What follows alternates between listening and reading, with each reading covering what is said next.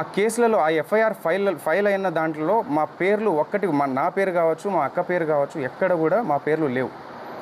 మేము ఎక్కడ తప్పు చేసినట్టు మీరు ఎక్కడైనా నిరూపించండి.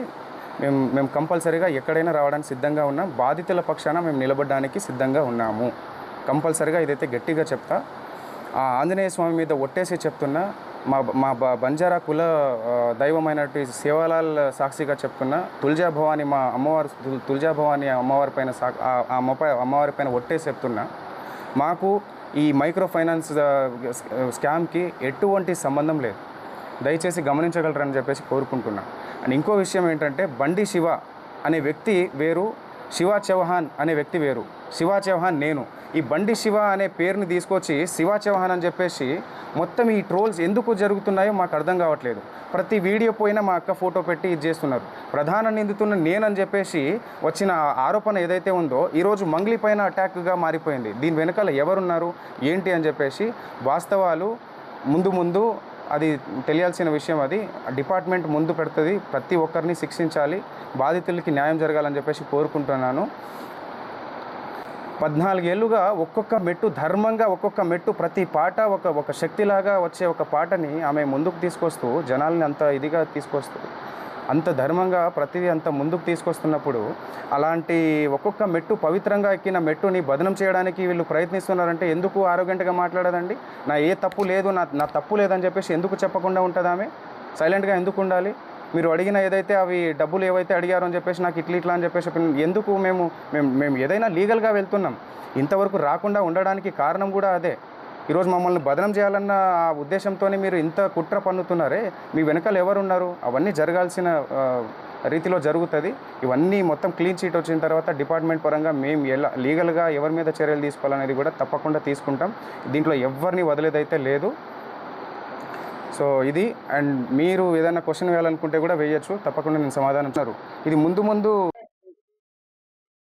సో వీళ్ళు మమ్మల్ని ఏప్రిల్లో ఒక పబ్లో అక్కని కలిసి నా నంబర్ తీసుకొని ఇట్లా ప్రోగ్రామ్ ఉంది అన్న, ఇట్లా రావాలి, అక్క రావాలి, ఇట్లా ఉంది, మా దగ్గర డబ్బులు చాలా ఉన్నాయి, సో మేము ఎంత అయినా ఇస్తాము, అక్క మాత్రం కంపల్సరీ రావాలన్న ఉద్దేశంతో పిలిచారు. సరే చూద్దామన్న అన్న ఉద్దేశంతో చెప్పినాను. తర్వాత వెంటనే ఒక 1 మంత్ తర్వాత ఈ మన ఎమ్మెల్యే ప్రోగ్రామ్ జరిగింది. ఆ ఎమ్మెల్యే ప్రోగ్రాంలో వీళ్ళు అన్న పక్కనే ఉంది మా విలేజ్, అక్కడ మిర్యాలగూడ నుంచి పక్కనే మాకు, సో మీరు రావాల్సిందే అన్న కంపల్సరీగా, డిన్నర్ అరేంజ్ చేసిన నేను, అక్కని తీసుకురా అన్న, అది ఇది అని చెప్పేసి వాళ్ళు రిక్వెస్ట్ చేసి, దాని తర్వాత కూడా అక్కతో అక్క ప్లీజ్ అక్క ఒక్కసారి రాక, నాకు కొంచెం హెల్ప్ఫుల్గా ఉంటుంది అక్క, నువ్వు వస్తే నాకు బిజినెస్ కొంచెం నాకు రన్ అవుతుంది అక్క అన్న ఉద్దేశంతో పిలిచిరు. సో సర్లే అని చెప్పేసి ఎలాగో ప్రోగ్రామ్ వీళ్ళు ఇస్తారు కదా అన్న ఉద్దేశంతో మేము దారిలోనే వెళ్తాం. అక్క ఆ దారి నుంచి ఇట్లా ఆ దారిలో వెళ్ళే దారిలోనే మా ఇల్లు ఉంటుంది. సో ఆ ఇల్లు ఏదైతే ఉందో అది కన్స్ట్రక్షన్లో ఉంది కాబట్టి అది వెళ్ళడం జరిగింది. మేము డిన్నర్ అని చెప్పేసి చెప్పిండు కదా అని మా టీంతో వెళ్ళాం. మా టీంతో వెళ్ళి మేము డిన్నర్ చేసాం. అక్కడ అందరు చేసి కింద వచ్చిన తర్వాత అక్క గుర్తుగా ఉంటుంది అన్న ఉద్దేశంతో ఒక ఫోటో దిగిరు వాళ్ళు. తర్వాత మేము కలిసిండేది ఇట్లా ఆఫీస్ పర్పస్ అని చెప్పేసి ఓపెనింగ్ చేసుకోవాలని చెప్పేసి, ఇక్కడ హైదరాబాద్లో కూడా ఒక ఆఫీస్ కావాలి మాకు అని చెప్పేసి చెప్పడంతో, సరే ఫ్లాట్ ఉంది మీరు చూడండి ఒకసారి, మీకు నచ్చితే తీసుకోండి అని చెప్పడం జరిగింది. నేను చూసిరు వాళ్ళు, చూసిన తర్వాత నచ్చిందని చెప్పేసి అగ్రిమెంట్ చేసుకున్నాము, అంతా ఓకే, అంతవరకు ట్రాన్స్ఫర్ చేసిరు. దాని తర్వాత అది అప్పటి నుంచి ఏర్పడిన పరిచయం ఇది. ఆ ఉద్దేశంతోనే నేను కూడా వాళ్ళ ఆఫీస్కి వెళ్ళడం జరిగింది. అక్కని పిలిస్తే లేదు అని చెప్పేసి నేను వెళ్ళడం జరిగింది. నేను రాలేను, కావాలంటే తమ్ముని తీసుకెళ్ళాలంటే నేను వెళ్ళిన. సో వెళ్ళిన తర్వాత ఈ ఆఫీస్లో ఎవరెవరైతే ఉన్నారో మనకు తెలియని వాళ్ళంతా, సో మధు అనేటోడు పిలిచిండు కాబట్టి అక్కడ వరకు నేను నార్మల్గా వెళ్ళి ఫోటో దిగేసి వచ్చేసిన. ఆయనే కారు పంపించిండు, ఆయన రిటర్న్ నన్ను డ్రాప్ చేసిండు. నాతో పాటు ఇద్దరు వచ్చిర్రు, ఏవైతే నా మీద ఆరోపణలు చేస్తున్నారో, ఇట్లా డబ్బులు ఇచ్చిన, సమ్ అమౌంట్ ఇచ్చిన, క్యాష్ ఇచ్చిన అని చెప్పేసి, అవన్నీ అవాస్తవాలు. ఏమైనా ఉంటే బయట పెట్టండి, తప్పకుండా నేను దానికి ఎక్స్ప్లెనేషన్ ఇస్తాను. డిపార్ట్మెంట్ ఉంది, చట్టాలు ఉన్నాయి, తప్పకుండా దానికి ఒక ప్రాసెస్ అనేది ఉంటుంది. ఆ ప్రాసెస్లో అనేది వెళ్దామని చెప్పేసి మేము లీగల్గా వెళ్ళాలని ఇంతవరకు ముందుకు రాలేదు.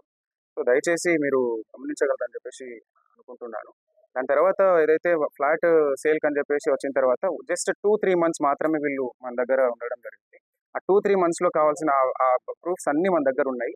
రెంట్ ఉంటా అని చెప్పేసి ఆ కీస్ ఏదైతే ఉందో, రెంట్ ఉంటాం, కావాలంటే రెంట్ డబ్బులు ఇస్తానక్క, కొన్ని మీటింగ్స్ పర్పస్ అని చెప్పేసి మాకు ఉంటుంది, మీటింగ్స్ ఉన్నాయి. ఆ మీటింగ్స్కి కొంతమంది వస్తూ ఉంటారు. సో నాకు కీస్ కావాలని చెప్పేసి కీస్ తీసుకోవడం జరిగింది. రెంట్ కూడా ఆయన నాకు రెంట్ పే చేస్తాను అని చెప్పేసి కూడా చెప్పడం జరిగింది. దానికి సంబంధించి అన్నీ మాకు ప్రూఫ్స్ ఉన్నాయి. సో తప్పకుండా మేము మా మా పైన వెరిఫికేషన్ వచ్చినప్పుడు మేము తప్పకుండా దాన్ని ఎక్స్‌ప్లనేషన్ ఇచ్చుకుంటాము. సో ఇంకో విషయం ఏంటంటే వీళ్ళు ఎవరైతే ఉన్నారో హేమాకాంత్ రెడ్డి వాళ్ళు ఎవరైతే నా ప్రమేయం లేకుండా మా మా ఊరికొచ్చి నన్ను తీసుకెళ్ళి అదంతా ఫ్యాక్టరీ కావచ్చు, ఆ టెంపుల్‌కి నేను వెళ్ళే టెంపుల్ దారిలో నేను వెళ్తున్నా కదా! ఎలాగో రా మేము తీసుకెళ్తామని చెప్పేసి ఫ్యాక్టరీ కోసం వచ్చి ఫ్యాక్టరీని చూపించి, ఈ నేను టెంపుల్ చూసేసినాము. దాని తర్వాత మైనింగ్ ఏదైతే ఉందో ఆ బేతంచెర్లలో మైనింగ్ కూడా చూపించిర్రు వీళ్ళు. సో దాంతో ఫోటో తీసుకున్నారు వాళ్ళు. మా మా పేర్లు కూడా ఎక్కడ వాడి డబ్బులు తీసుకున్నది కూడా మీరు రమాకాంత్ రెడ్డి చెప్పినట్టుగా ఎక్కడ కూడా తీసుకున్నట్టు లేదు. అంటే వాళ్ళకి ముందే మేము డబ్బులు ఇచ్చేసినామంటుర్రు. సో వాళ్ళ ముందే డబ్బులు ఇచ్చేసినామన్నప్పుడు మా పేర్లు చెప్పి ఎక్కడ వసూలు చేశారు? ఇవన్నీ అవాస్తవాలు. మా మీద ఏదో కుట్ర జరుగుతుంది. చాలా పెద్ద మొత్తంలో కుట్ర జరుగుతుంది. మా మా మొత్తం ఏదైతే ఉందో ఈ కుట్ర వెనకాల ఇది వాస్తవాలన్నీ బయట పెట్టాలని చెప్పేసి పోలీస్ శాఖ కోరుతున్నాను. అలాగే ఇది న్యాయం జరగాలి. మేము కూడా ఇందులో బాధితుల కంటే మేము మేము కూడా ఒక బాధితులమే. మేము మేము వాళ్ళు డబ్బులు నష్టపోయారు. మేము పరువు నష్టపోయినాం. ఇది ఎప్పటినుంచో ఒక 14 సంవత్సరాల నుంచి ఒక్కొక్క మెట్టు వచ్చి ఎంతో కష్టపడి తీసుకొచ్చిన పేరు ఇది. ఆ పేరుని బదనం చేయాలని చెప్పేసి ఈరోజు ఆరోగెంట్‌గా మాట్లాడుకుంటే తప్పు చేయనప్పుడు ధర్మంగా నీతి నిజాయితీగా ఉన్నప్పుడు ఎందుకు ఆరోగెంట్‌గా మాట్లాడదు? నా తప్పు ఏది లేదండి అని చెప్పినా కూడా ఆయన సుబ్బారావు అడ్వకేట్ అనే వ్యక్తి ఇలాగా ముందుకెళ్ళి మీడియాలో ప్రచారం చేయడం ఎంతవరకు కరెక్ట్? ఇది ఎంతవరకు కరెక్ట్? ఆమె బదనం చేస్తున్నప్పుడే గదా! ఇదంతా ఆమె చెయ్యకండి, ఇదంతా తప్పు, ఇది కావాలంటే వెరిఫికేషన్ చేసుకోండి. మీరు పోలీస్ శాఖలున్నాయి, చట్టం ఉంది. మీరు అడ్వకేటే గదా! మీరు వెళ్లి విచారించుకోండి. విచారించుకున్న తర్వాత మీరు మీడియాలకెళ్ళండి అని చెప్పినా గూడా, లేదు అది నువ్వు ఫోటోలున్నాయి, మీ తమ్ముడున్నాడిక్కడ అని జెప్పేసి చెప్పడం ఎంతవరకు కరెక్ట్?